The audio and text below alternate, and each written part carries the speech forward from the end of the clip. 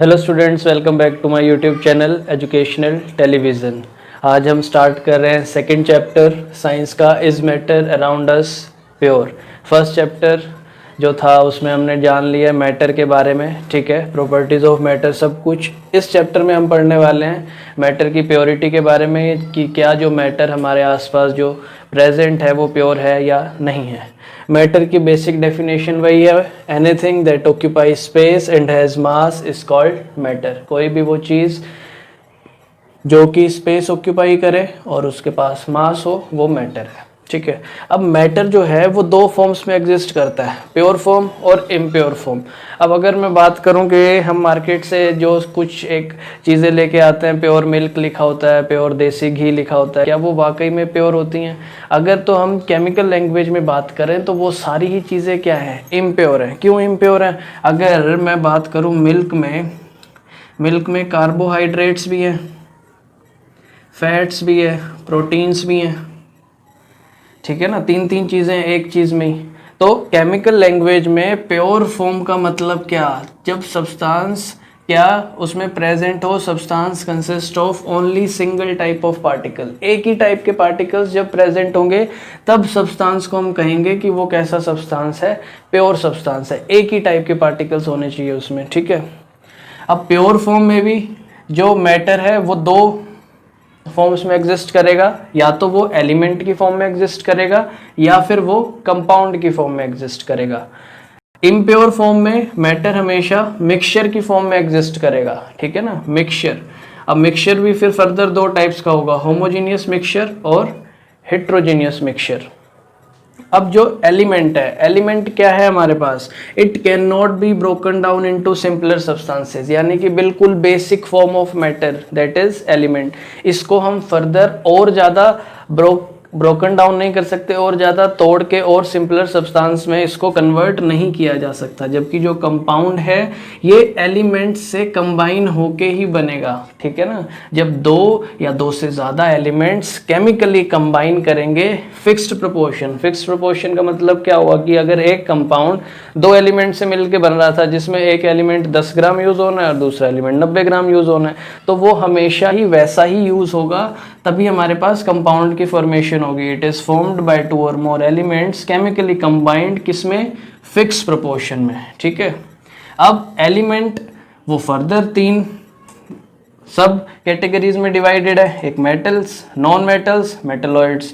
Metals क्या होते हैं ये आपको पता ही है, शाइनी, लस्टर, ये सब मैलिएबल, डक्टाइल, सब डिटेल में अभी हम करेंगे। नॉन मेटल्स जो इसके वाइस वर्सा, यानी कि जो प्रॉपर्टीज मेटल शो करते हैं, good conductors of heat and electricity, तो non metals are bad conductors of heat and electricity. Metalloids क्या? जो मेटल्स और नॉन मेटल्स दोनों की प्रॉपर्टी शो करेंगे वो होंगे हमारे पास मेटलॉइड्स। कंपाउंड्स फर्दर दो सब कैटेगरीज, ऑर्गेनिक कंपाउंड जो ऑर्गेनिकली हमें मिलेंगे, इनऑर्गेनिक कंपाउंड, ठीक है। ये दो हमारे पास कंपाउंड्स की आ गई सब कैटेगरीज। अब मिक्सचर में क्या था? एक होमोजीनियस मिक्सचर, एक हेट्रोजीनियस मिक्सचर। होमोजीनियस मिक्सचर में यूनिफॉर्म कंपोजिशन रहने वाली है, यानी कि अगर हम पानी में सॉल्ट डाल रहे हैं, चाहे शुगर डिसॉल्व कर रहे हैं, तो उसमें आप नहीं बता सकते हो कि यहाँ पे शुगर की कंपोजिशन ज़्यादा है या वहाँ पे कम है, ठीक है ना। तो यूनिफॉर्म कंपोजिशन ही रहने वाली है किसमें? होमोजीनियस मिक्सचर में।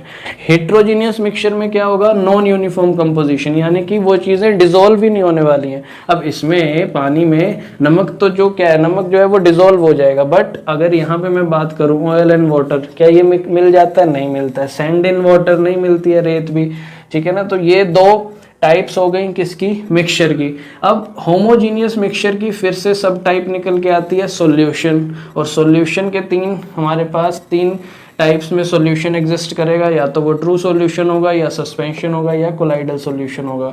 तो ये flow chart students note down कर लो, ठीक है। फिर हम एक एक चीज़ को डिटेल में करते हैं, नोट इट डाउन। तो अब हम स्टूडेंट्स एक एक करके चीज़ों को डिटेल में डिस्कस करते हैं, ठीक है। इम्प्योर फॉर्म ऑफ मैटर से स्टार्ट कर रहे हैं। इम्प्योर फॉर्म में मैटर किस फॉर्म में एग्जिस्ट करता था? मिक्सचर की फॉर्म में, ठीक है। अब मिक्सचर क्या है? Elements and compounds just mix together to form a mixture. चाहे दो एलिमेंट्स, क्योंकि अब प्योर फॉर्म में जो भी चीज़ मैटर प्योर फॉर्म में दो चीज़ों में प्रेजेंट था, एलिमेंट या फिर कंपाउंड, ठीक है। अब चाहे तो दो एलिमेंट्स वो मिक्स कर जाए और मिक्सचर बन जाए, या फिर कंपाउंड्स मिक्स कर जाए। तो जब भी एलिमेंट्स या फिर कंपाउंड्स आपस में मिक्स करेंगे तब हमारा क्या बनेगा, मिक्सचर, ठीक है। अब मिक्सचर में इसका मतलब क्या प्रेजेंट हुए, more than one pure substance. क्यों? क्योंकि एलिमेंट भी प्योर सब्सटेंस था हमारे पास, ठीक है, एंड कंपाउंड वो भी प्योर का सब्सटेंस था, है ना। प्योर सब्सटेंस दो फॉर्म में था, एलिमेंट और कंपाउंड में।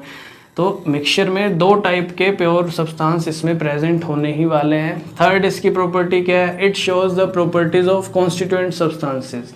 इसका मतलब ये जिन सब्सटेंस से मिलके बना है, कॉन्स्टिट्यूएंट सब्सटेंसेस कौन से हैं, जिन सब्सटेंस से मिलके क्या फॉर्म हुआ है, मिक्सचर फॉर्म हुआ है, तो उनकी जो प्रॉपर्टीज हैं वही प्रॉपर्टीज किसकी होंगी, मिक्सचर की। समझ में आया। Constituents can be separated by physical methods. Physical methods जो आपने लास्ट चैप्टर में पढ़े थे, ठीक है ना, इवेपोरेशन, सब्लिमेशन, यानी कि फिजिकल स्टेट्स जिसमें चेंज होती हैं। तो जो इसके कॉन्स्टिट्यूएंट्स हैं, अगर मैं बात करूं कि सॉल्ट प्लस वाटर, पानी में हम नमक घोलते हैं, ठीक है, वो भी मिक्सचर है। अब उसको हम इवेपोरेशन के मेथड से क्या कर सकते हैं, अलग कर सकते हैं। इवेपोरेट कर दो आप, नमक रह जाएगा, ठीक है, पानी पानी उड़ जाएगा। तो मिक्सचर के जो भी कॉन्स्टिट्यूएंट है, इस केस में दो कॉन्स्टिट्यूएंट है, पानी और हमारे पास सॉल्ट, तो उनको हम सेपरेट कर सकते हैं किसकी मदद से, फिजिकल मेथड की मदद से। तो मिक्सचर के कॉन्स्टिट्यूएंट्स को हम सेपरेट भी कर सकते हैं। अब हम देखते हैं कि मिक्सचर दो फॉर्म्स में एग्जिस्ट कर रहा था, बेसिक हमने समझ लिया था। एक है होमोजीनियस मिक्सचर, एक है हेट्रोजीनियस मिक्सचर। एक एक करके एक एक पॉइंट इनका डिस्कस करते हैं। होमोजीनियस मिक्सचर में इट हैज़ यूनिफॉर्म कंपोजिशन, मैंने बता दिया इसकी composition throughout the mixture वो सेम रहेगी, इसकी सेम नहीं होगी, it does not have uniform composition. Second, it has no visible boundaries between the various constituents. इसका मतलब क्या हुआ कि अगर एक बीकर में मिक्सचर प्रेजेंट है दो चीज़ों का, तो उसके बीच में जो बाउंड्री है वो विजिबल नहीं होगी, ठीक है ना। इसका मतलब वो चीज़ कंप्लीटली उसमें डिसॉल्व हो रही है। बट इस केस में it has visible boundaries of separation. इसमें आप देख सकते हो एक चीज़ अलग होगी, एक चीज़ अलग होगी, ठीक है ना। तो दो कॉन्स्टिट्यूएंट पार्टिकल्स में इसमें बाउंड्रीज विजिबल होंगी और इसमें non visible. Third thing is constituents can not be seen easily. इसका मतलब वो एक ही फेज में प्रेजेंट है, ठीक है ना। अगर आप नमक पानी में डाल रहे हो, आप नहीं देख सकते फिर सॉल्ट के पार्टिकल्स उसमें, बट इस केस में हम कॉन्स्टिट्यूएंट्स को आसानी से देख सकते हैं। इसका मतलब इसमें एक से ज़्यादा फेज प्रेजेंट है। ये एग्जांपल से ज़्यादा अच्छे से समझ आएगा। जैसे सॉल्ट इन वाटर है, चाहे शुगर इन वाटर में वाटर है। आपने एक गिलास में ठीक है पानी लिया, उसके बाद उसमें आपने शुगर डिज़ोल्व कर दी, ठीक है, शुगर मिला दी। अब आप उसमें पता नहीं कर सकते कि शुगर कहाँ गई, क्योंकि वो मिल चुकी है। तो हम कॉन्स्टिट्यूएंट पार्टिकल्स को नहीं देख सकते, ठीक है ना। इसका मतलब एक ही फेज प्रेजेंट है अब उसमें। बट इधर अगर मैं बात करूं कि पानी लिया और उसमें थोड़ी सी रेत मिला दी, तो रेत तो आपको नज़र आएगी ना। तो रेत कौन सी फेज़ में प्रेजेंट है, सॉलिड फेज़ में, और ये जो पानी है वो किस में है, लिक्विड फेज़ में। तो इसमें more than one phase and इसमें सिंगल फेज़ होगा, ठीक है। तो ये आपको मेरे को लगता है समझ आ गया है, ये भी नोट डाउन कर लो। तो आज के लिए इतना ही स्टूडेंट्स, आई होप कि आपको ये सब कुछ समझ आ गया होगा, ठीक है। ये सारा आप काम कंप्लीट कर लो और फिर हम अगले लेक्चर में मिलते हैं। ये लेक्चर आपको अच्छा लगा है तो जल्दी से वीडियो को लाइक कर दो, शेयर कर दो, ठीक है। आप कमेंट भी कर सकते हो। एंड अगर अभी तक चैनल नहीं सब्सक्राइब किया तो चैनल को भी सब्सक्राइब कर लो, ठीक है। मिलते हैं अगले वीडियो लेक्चर में। Thank you for watching.